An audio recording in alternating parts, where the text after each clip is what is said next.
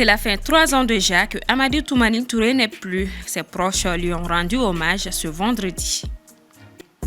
L'armée malienne est en mouvement vers Kidal, un mouvement stratégique dans la lutte contre le terrorisme dans cette région. Éric Sékouchel a dévoilé la liste des aigles pour le match Mali-Tchad et Mali-Centrafrique au compte des éliminatoires de la Coupe du Monde 2026. Très heureuse de vous retrouver pour une nouvelle édition. Bonsoir à toutes et à tous. 3 ans après son rappel à Dieu, un hommage a été rendu à l'ancien président de la République du Mali, Amadou Toumani Touré, ce vendredi 10 novembre. En plus d'avoir donné son nom à la Fondation pour l'enfance qu'il dirigeait avec son épouse, un livre et une bibliothèque ont vu le jour pour perpétuer les œuvres de celui qui était surnommé soldat de la démocratie malienne, Paul Yapinguesson.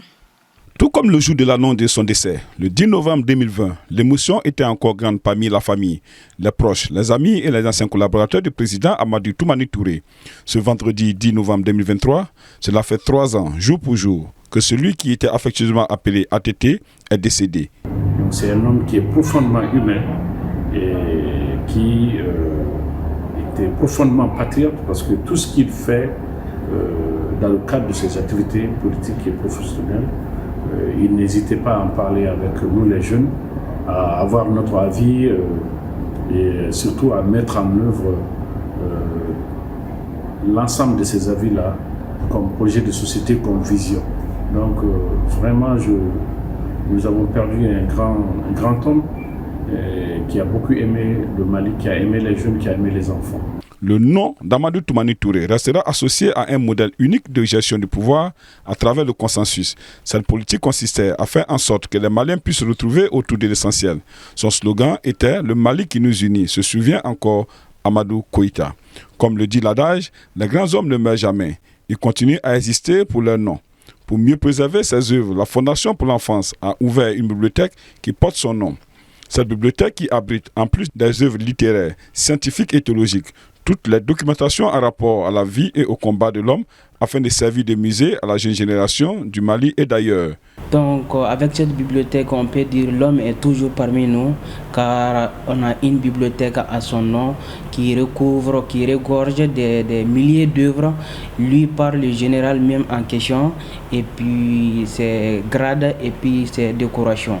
Donc au sein de la bibliothèque, on peut dire l'homme en question est immortalisé avec nous aujourd'hui. Pour rappel, la commémoration de l'an 1 du décès du président Amadou Toumani Touré en 2021 a été l'occasion pour ses proches et amis de procéder au lancement d'un livre de recueil des interventions et discours du président Amadou Toumani Touré durant ses 2 mandats à la présidence 2002 à 2012. Une collection de 600 pages qui viennent s'ajouter au milieu d'ouvrages déjà disponibles dans la nouvelle bibliothèque. Parlons sécurité. Les forces armées maliennes ont entrepris ce jeudi 9 novembre des mouvements stratégiques dans le cadre de la sécurisation et l'éradication de toute menace terroriste dans la région de Kidal. Djeneba Samaki. C'était attendu. Depuis la prise d'Anefis par les FAMA le 7 octobre dernier, les regards se tournaient vers la ville de Kidal, bastion de la CMA, qui a repris les armes contre l'État.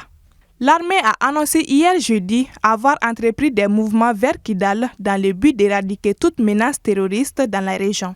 D'après des sources, des unités FAMA basées à Anefis qui ont reçu des renforts en début de semaine depuis Gao font effectivement route vers la ville de Kidal.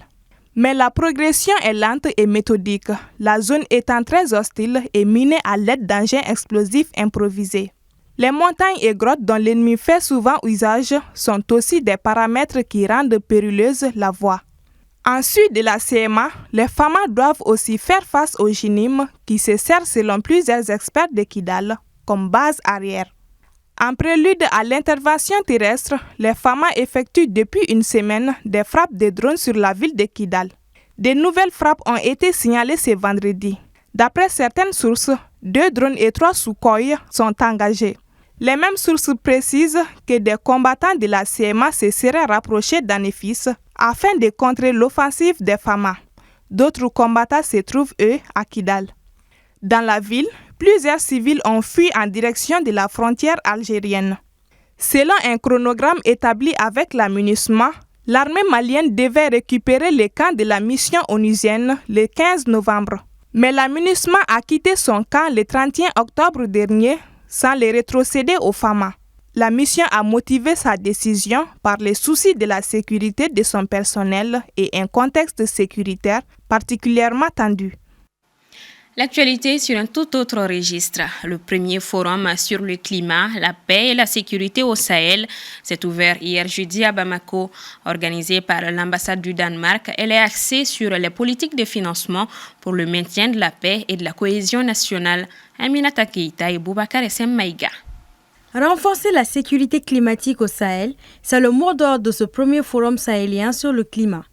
Il se veut être un cadre de réponse en termes de gestion de conflits, d'adaptation et de sensibilisation autour de la problématique des enjeux du climat.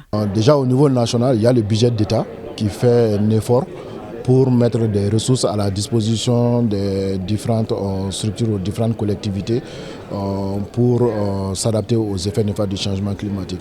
Le Mali est allé même plus loin en mettant en place ce qu'on appelle le Fonds Climat Mali, qui est un fonds dédié uniquement pour lutter contre l'adaptation au changement climatique et l'atténuation au changement climatique.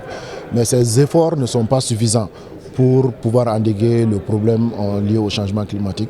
C'est pour ça, très rapidement, on s'intéresse au financement lié au niveau international. C'est les pays qui étaient premièrement indexés historiquement responsables des changements climatiques qui font transiter leurs ressources à travers ces différents fonds internationaux.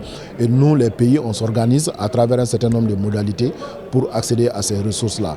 Selon les organisateurs, le Sahel est aujourd'hui l'une des régions les plus violentes au monde en raison de la crise sécuritaire dont elle fait face.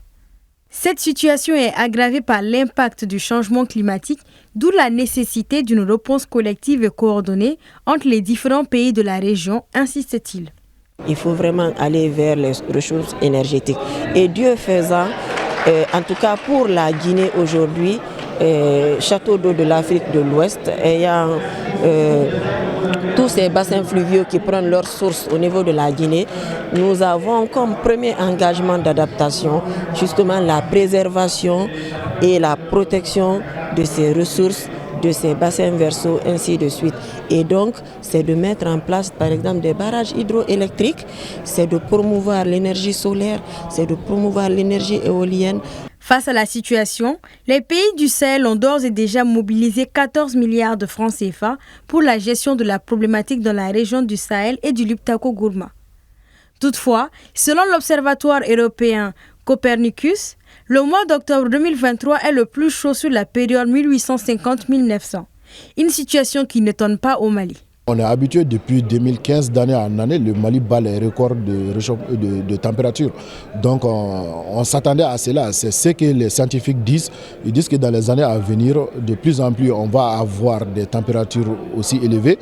Mais au niveau de la pluviométrie, c'est là où il y a une certaine différence, où on s'attend vers les régions nordiques, où il va y avoir plus de pluie, mais dans les régions du sud, de moins en moins d'eau. Ça veut dire que c'est les ressources hydriques qui vont réduire. Et en ce moment, c'est l'agriculture qui va être affectée, c'est les ressources naturelles où les animaux qui vont être réduites.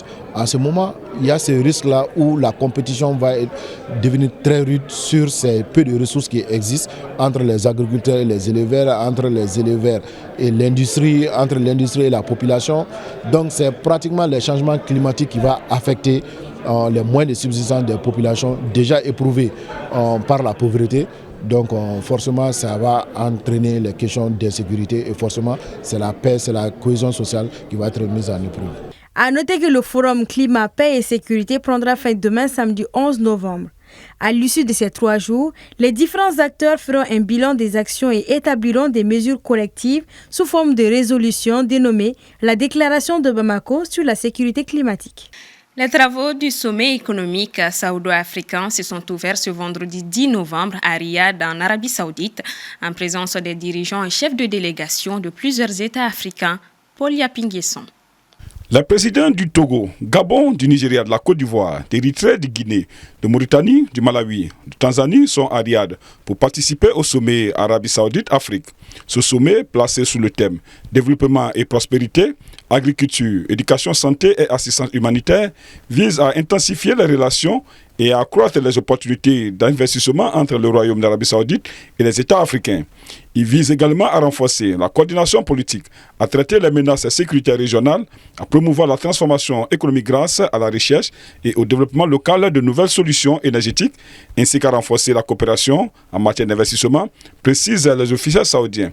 Pour le président de la transition guinéenne, le colonel Mamadi Doumbia, cette première édition offre à son pays des opportunités inestimables en termes de renforcement des relations diplomatiques, de coopération économique et sécuritaire. De son côté, le chef de l'État togolais, Faure Gnassingbé, soutient que les dirigeants africains et saoudiens vont faire le point sur leur partenariat, soulignant que l'occasion sera mise aussi à contribution pour réfléchir aux perspectives d'une coopération renforcée. Émissaire du président du général Abdelrahman Tiani, Ali Mahaman Lamine Zen, premier ministre du gouvernement de la transition nigérienne, précise pour sa part que c'est une opportunité pour des partenariats stratégiques et mettre en lumière le rôle moteur sur la scène diplomatique internationale, alors que le président ivoirien Alassane Ouattara met en avant la nécessité de renforcer le partenariat entre l'Arabie Saoudite et les États africains, mais aussi d'évoquer les défis mondiaux du moment. Le Fonds saoudien pour le développement a signé ce jeudi 9 novembre 2023 14 accords de prêt de développement à 12 pays africains, dont le Niger, le Burkina Faso ou encore la Guinée, d'une valeur de plus de 533 milliards de dollars pour financer des projets dans les secteurs de la santé, de l'eau, de l'éducation et des transports. Alors que l'armée israélienne a accepté d'observer des pauses de 4 heures chaque jour dans le nord de la bande de Gaza, la France a accueilli hier jeudi, à l'initiative de son président Emmanuel Macron, une conférence humanitaire pour tenter de débloquer l'aide vers Gaza, rendue quasi impossible par les bombardements incessants d'Israël. Boubacar Essem Maïga. Le Hamas à Gaza a affirmé que 13 Palestiniens avaient été tués et des dizaines d'autres blessés dans une frappe ce vendredi sur le complexe de l'hôpital Al-Shifa, le plus grand du petit territoire pilonné par Israël.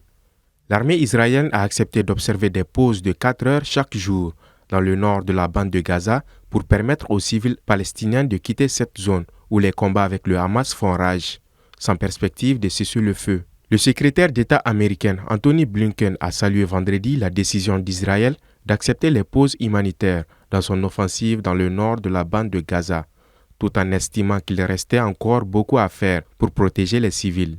Ces annonces interviennent alors que la conférence humanitaire pour la population civile de Gaza, organisée jeudi à Paris pour tenter de débloquer l'aide vers Gaza, a permis d'atteindre 1 milliard d'euros d'engagement nouveau.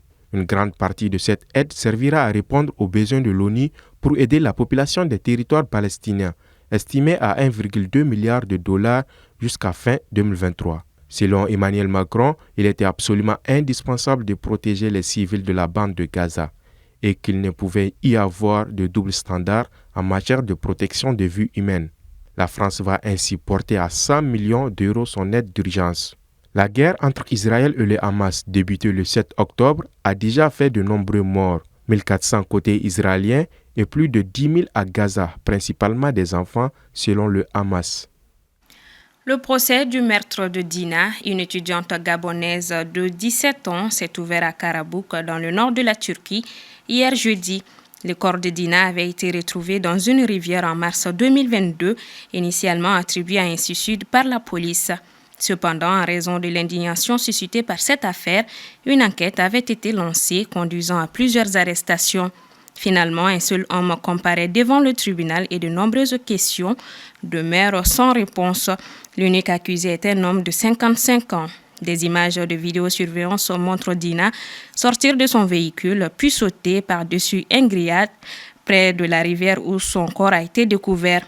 Selon l'acte d'accusation, le suspect serait resté près de la rivière pendant 7 minutes avant de partir. Ici, au Mali, la liste des aigles a été dévoilée ce vendredi au compte des premières et deuxièmes journées des éliminatoires de la Coupe du Monde 2026. 26 joueurs sont donc convoqués pour la double confrontation contre le Tchad et la Centrafrique. Assitoumani Koulibaly. C'était un total de 27 joueurs qui étaient initialement prévus. La liste a été réduite pour cause de blessure d'Adama Nostraoré, victime d'une lésion musculaire. Il ne sera donc pas présent pour le match de qualification face au Tchad et la Centrafrique. Au niveau des attaquants, Malouda, Moussa Doumbia, Ibrahim Sissoko, Néné Dorgeles, Lassine Sinayoko, Khalifa Koulibaly, Fousseni Diabaté et Youssouf Niakate. J'ai sélectionné des joueurs par rapport au profil de ces équipes, de ces deux équipes. Et puis il y en a certains qui ont une chance, de montrer ce qu'ils valent à 2 mois de notre compétition africaine. Outre le retour de Khalifa Koulibaly, un nouveau joueur fera ses premiers pas avec les Aigles du Mali. Il s'agit de Youssouf Niakate du club de Banias aux Émirats Arabes Unis. Un choix que les sélectionneurs assument. Youssouf Niakate est un joueur que ça fait un moment que je suis, parce que l'année dernière il était en Arabie Saoudite. Donc lui on va dire que c'est un joueur qui est bien sûr qui a 30 ans, mais l'année dernière il a fait une grosse saison avec une dizaine de buts en Arabie Saoudite. Cette année, il est aux Émirats Arabes Unis. Il commence bien la saison. C'est un profil d'un joueur qui prend énormément la profondeur, mais il a un très bon jet de tête, il va très vite.